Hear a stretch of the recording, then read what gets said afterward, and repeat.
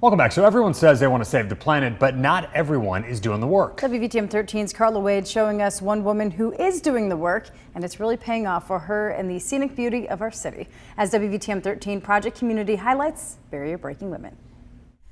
To introduce you to Cahaba River Society Executive Director Beth Stewart, it only made sense to get outdoors and to take you to the banks of the Cahaba River so that you could see for yourself exactly what inspires her.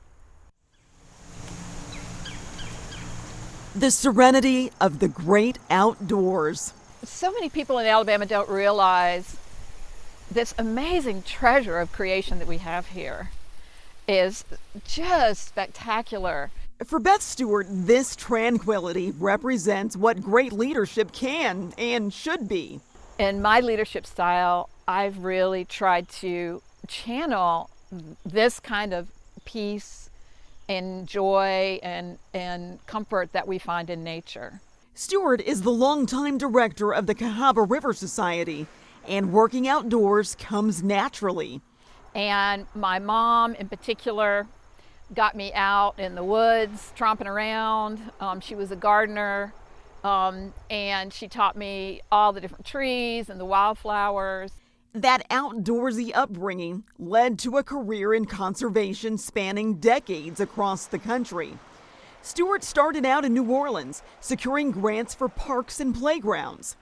And it was great fun, but I thought, I don't know what I'm doing. I need to go to school. So I went to grad school. I went out to UC Berkeley in their planning program, and I ended up in the landscape architecture department, where they have an environmental planning program. She joined the staff of the Cahaba River Society in 1995, where for 2 decades she's worked to help protect Alabama's longest free-flowing river. And it was a perfect mix of my interests in water protection, in land and landscape protection, and in urban planning, because most of the challenges facing the Cahaba River are because of the development that's happening here in the upper watershed. A job that's had its share of challenges, requiring her to work with city engineers, planners, and developers, posing important questions about environmental impact. What are the challenges facing our drinking water in the river? How do we sustain the river long term? And what that means about the way we design every single project that goes in the ground in a better way. In October, the Nature Conservancy rewarded her drive and dedication with only the second ever Alabama Women of Conservation Award.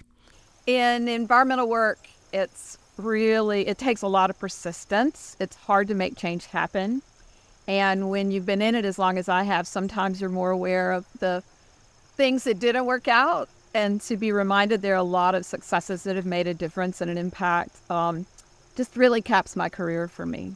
And to be recognized like that by my peers and partners felt wonderful.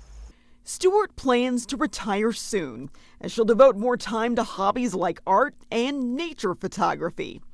She says the environmental field seems to both attract and welcome women. I think what I value most is watching the different leadership styles of the different women that I admire so much in the various organizations. Women who both can be strong and influential, and also just quintessentially Southern.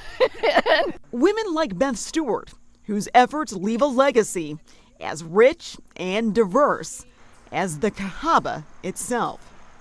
Carla Wade, WVTM 13.